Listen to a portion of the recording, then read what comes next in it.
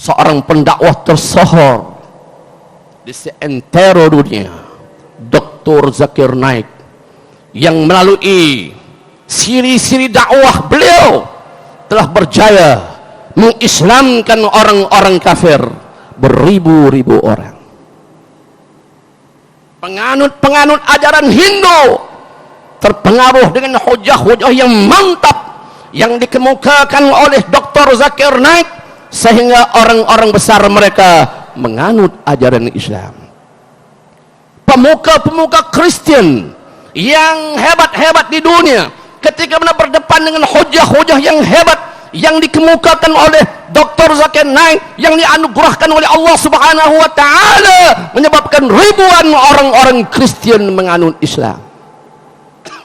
Dan berbagai-bagai penganut ajaran-ajaran lain telah menganut Islam, hasil daripada dakwah yang hikmah yang telah ditonjol dan dipersembahkan oleh Dr. Zakir Naik.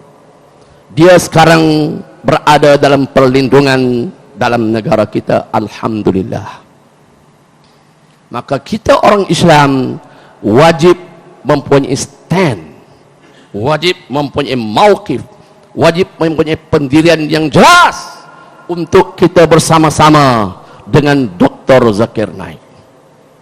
Di kesempatan yang penuh dengan keberkatan ini, tanpa mempunyai sebarang hipokrit, saya sebagai seorang da'i dan sebagai seorang khatib pada hari ini ingin mengambil kesempatan ini untuk mengucapkan ucapan syabas kepada yang amat berhormat Perdana Menteri Malaysia Tun Dr. Mahathir Mohamad, yang dengan beraninya menyatakan sikap beliau untuk tidak menghantar dan untuk tidak menghantar kembali Dr. Zakir Naik ke negara asalnya di India.